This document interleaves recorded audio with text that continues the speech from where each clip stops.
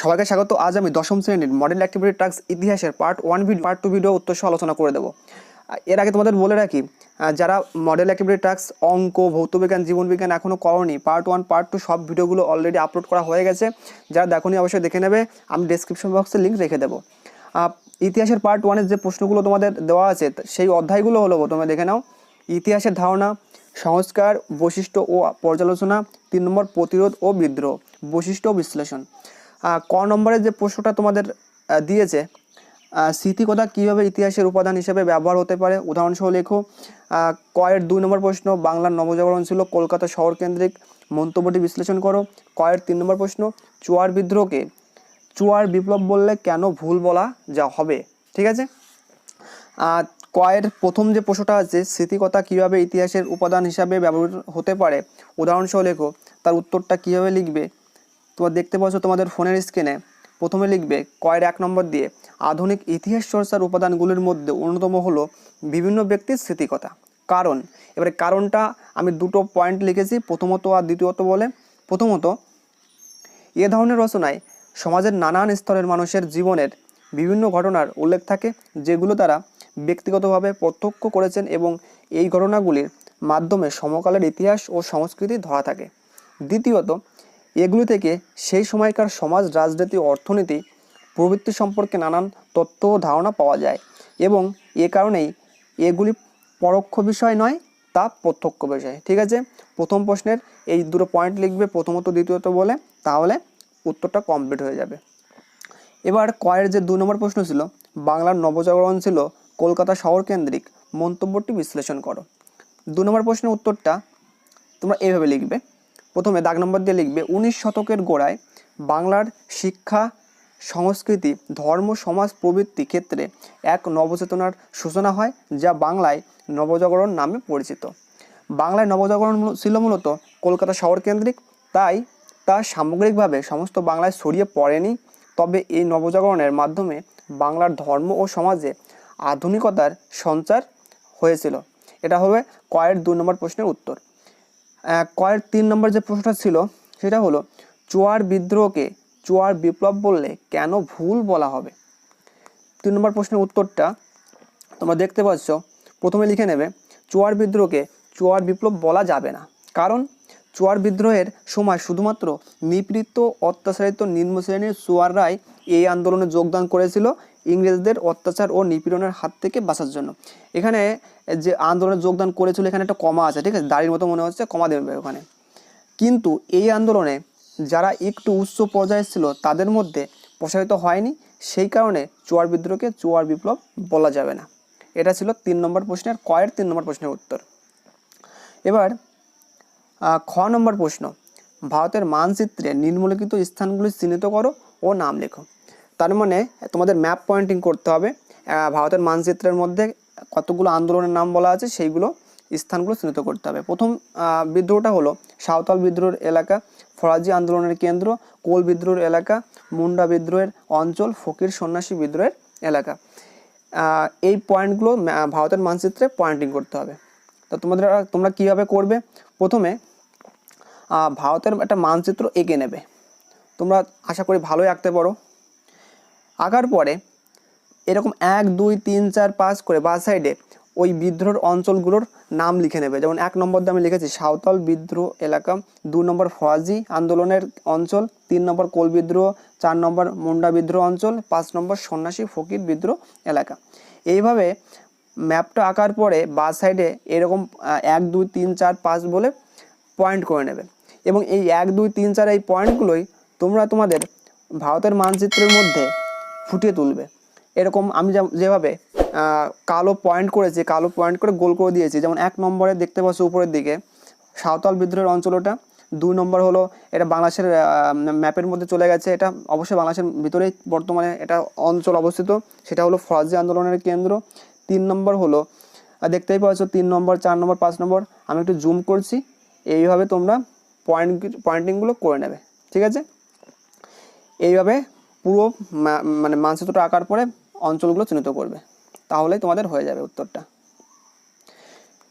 এরপরে আসি গ নম্বর, উপযুক্ত তথ্য সহযোগে নিচের ছকটি পূরণ করো। প্রথমে কি আছে, সাময়িক পত্র বা সংবাদপত্র, সম্পাদক, সময়কাল, বিষয়বস্তু। এখানে পত্রিকাগুলো কী কী আছে? বঙ্গদর্শন, সোমপ্রকাশ, বামাবোধিনী, গ্রামবার্তা, প্রকাশিকা, হুতম পেচার নকশা। ঠিক আছে, এইভাবে একটা শখ করতে হবে এবং আমাদের উত্তরগুলো করার চেষ্টা করতে হবে। তোমরা স্ক্রিনে উত্তরগুলো দেখতে পাচ্ছ। প্রথমে একটা শখ করবে, দাগ নম্বর গ দেবে, সাময়িক পত্র, সংবাদপত্র বা সাহিত্য লিখবে, সম্পাদক, সময়কাল, বিষয়বস্তু বলে একটা সুন্দর শখ করে নেবে। প্রথম সংবাদপত্রের নাম হলো বঙ্গদর্শন, সম্পাদক হলো বঙ্কিমচন্দ্র চট্টোপাধ্যায়, সময়কাল 1872 খ্রিস্টাব্দ, বিষয়বস্তু বঙ্গদর্শন পত্রিকায় সাহিত্যের পাশাপাশি সমাজের চিত্র ও প্রকাশিত হয়েছে। ঠিক আছে, এখানে চিত্রও কথাটা হবে। 2 নম্বর সংবাদপত্র ছিল সোমপ্রকাশ, সম্পাদক দ্বারকানাথ বিদ্যাভূষণ, আর সময়কাল হবে 1858 খ্রিস্টাব্দ, আর বিষয়বস্তু ছিল ভারতে ব্রিটিশ শাসন ও বিচার পদ্ধতির সমালোচনা করা। ঠিক আছে, 3 নম্বর পত্রিকার নাম ছিল বামাবোধিনী, যার সম্পাদক হলো উমেশচন্দ্র দত্ত, সময়কাল 1863 খ্রিস্টাব্দ, আর বিষয়বস্তু ছিল 19 শতকে নারীদের অবস্থার উন্নয়ন, তাদের শিক্ষার প্রয়োজনীয়তার কথা এই পত্রিকায় তুলে ধরা হতো। নেক্সট, গ্রাম বার্তা প্রকাশিকা, সম্পাদক ছিল হরিনাথ মজুমদার, সময়কাল ছিল 1863 খ্রিস্টাব্দ, আর বিষয়বস্তু ছিল গ্রাম বার্তা প্রকাশিকা পত্রিকার উদ্দেশ্য ছিল ঔপনিবেশিক শাসন ও শোষণের স্বরূপ উন্মোচন এবং নীল চাষিদের সমর্থনে গ্রামের মানুষদের সংগঠন করা। ঠিক আছে, এই হলো তোমাদের গ নম্বর।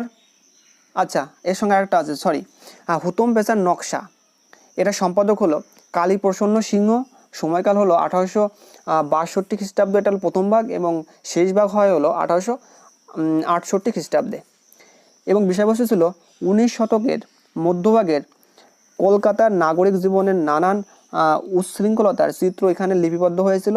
এছাড়া কলকাতার বিভিন্ন উৎসব, নানা পার্বণ ও বারোয়ারি পুজোর বর্ণনা কিন্তু হুতম পেচার নকশাতে করা হয়েছিল। ঠিক আছে, এই ছিল গ নম্বর প্রশ্নের উত্তর। আমি আবার একটু দেখিয়ে দিই তোমাদের স্লাইড করে, দেখতে পাচ্ছ এখানে পুরো উত্তরটা, একবার দেখে নাও ভালো করে।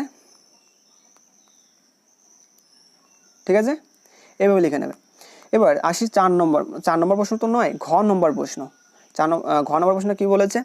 নির্ভুল তথ্য দিয়ে ফাঁকা ঘরগুলো পূরণ করো। একটা শখ করে দিয়েছে। শখটা কি?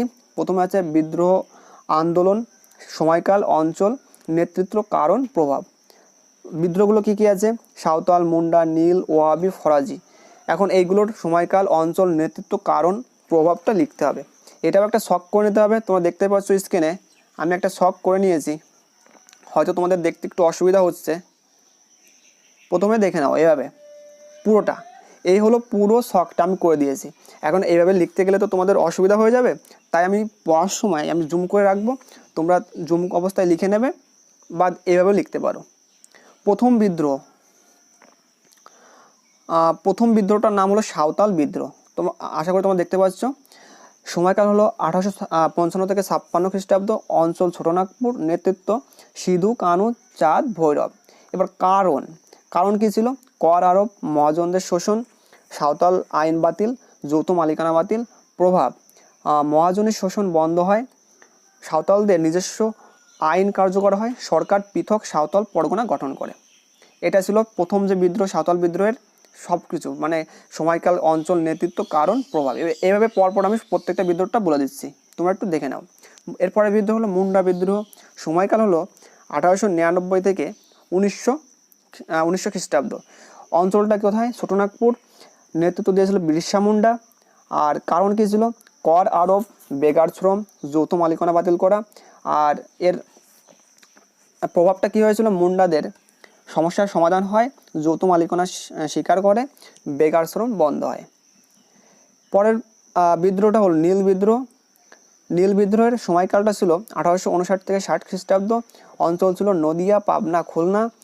আর নেতৃত্ব দিয়েছিলেন দিগম্বর বিশ্বাস, বিষ্ণুচরণ বিশ্বাস। এর কারণটা ছিল নীলকরদের অত্যাচার, দাদন প্রথা, শাসকদের অবিচার। আর প্রভাবটা কী ছিল? নীল কমিশন গঠন হয়, জাতীয় চেতনার উন্মেষ ঘটে। এবার নেক্সট যে আন্দোলন ছিল সেটা হলো ওয়াহাবি আন্দোলন। সময়কাল ছিল 1831 খ্রিস্টাব্দ।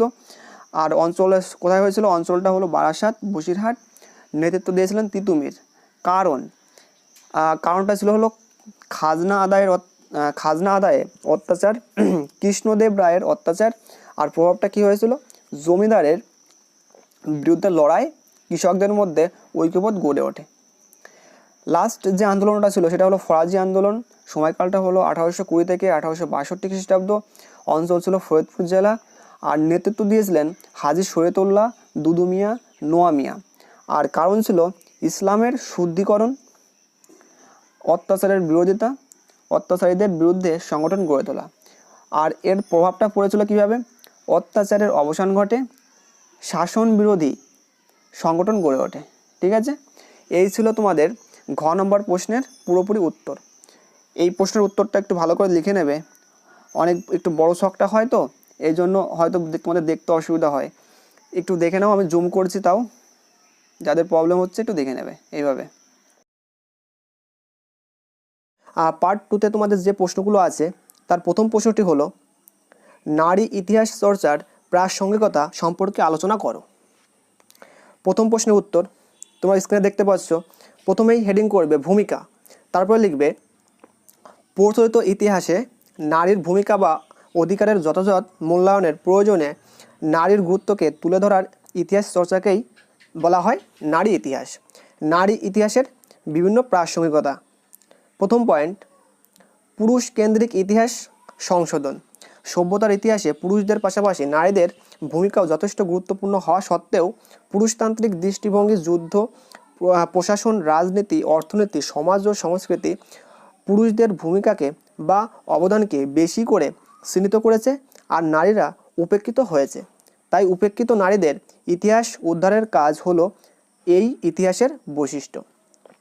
2 নম্বর পয়েন্ট, অধিকার ও সমতা প্রতিষ্ঠা। সভ্যতার এই ইতিহাস চর্চার অন্যতম বৈশিষ্ট্য হলো নারীর অধিকার ও নারী পুরুষ সমান অধিকার প্রতিষ্ঠা। নারী অধিকার প্রতিষ্ঠার জন্য সর্বপ্রথম লেখালেখি করে ইংল্যান্ডের মেরি ওয়ালস্টন স্ট্যাফোর্ড এবং পরবর্তীকালে ফ্রান্সের সিমন দা বোফোয়ার। 3 নম্বর পয়েন্ট, নারীর অংশগ্রহণ। নারী ইতিহাসের গুরুত্বপূর্ণ দিক হলো বিভিন্ন সামাজিক, রাজনৈতিক, অর্থনৈতিক জীবনে নারীর অংশগ্রহণ। উপসংহার, উপরোক্ত আলোচনা থেকে দেখা যায় যে নারী ইতিহাস চর্চা হলো এক ধরনের সংশোধনবাদী ইতিহাস চর্চা, তবে এই ইতিহাস চর্চার ফলে ইতিহাস বিকৃতির সম্ভাবনাও রয়েছে। তাহলে প্রথম প্রশ্নের উত্তরটা যতগুলো পয়েন্ট আমি লিখেছি এইগুলো পয়েন্ট লিখবে এবং পুরোপুরি উত্তরটা কমপ্লিট হয়ে যাবে। ঠিক আছে, এবার 2 নম্বর প্রশ্ন, গ্রামবার্তা প্রকাশিকা হলো একটি ব্যতিক্রমী পত্রিকা, আলোচনা করো। 2 নম্বর প্রশ্নের উত্তর দেখতে পাচ্ছ তোমরা, গ্রামবার্তা প্রকাশিকা পত্রিকা বিভিন্ন কারণে ব্যতিক্রমী ছিল। যেমন প্রথমত, এর আগের সমস্ত পত্রপত্রিকা কলকাতা থেকে প্রকাশিত হয়েছিল বলে তাতে শহরের শিক্ষিত মধ্যবিত্ত শ্রেণীর মানসিক প্রতিফলন ধরা পড়েছিল, কিন্তু গ্রামবার্তা প্রকাশিকা সর্বপ্রথম গ্রাম থেকেই প্রকাশিত হয়। দ্বিতীয়ত, এতে গ্রামের মানুষের দুঃখ, দুর্দশা, বঞ্চনা, নিপীড়নের কথা, নীলকরদের অত্যাচারের কথা তুলে ধরা হয়েছে বলেই এটি ব্যতিক্রমী। তৃতীয়ত, এটি ছিল বাংলার গ্রামীণ সংবাদপত্রের জনক। তাহলে 2 নম্বর প্রশ্নের উত্তর এইটাই লিখবে, যেভাবে লেখা আছে এভাবে লিখবে। ঠিক আছে, এবার 3 নম্বর প্রশ্ন, নীল বিদ্রোহ সম্পর্কে সমকালীন শিক্ষিত বাঙালি সমাজের দৃষ্টিভঙ্গি কেমন ছিল? 3 নম্বর প্রশ্নের উত্তর তোমরা দেখতে পাচ্ছ। প্রথমে হেডিং করবে ভূমিকা।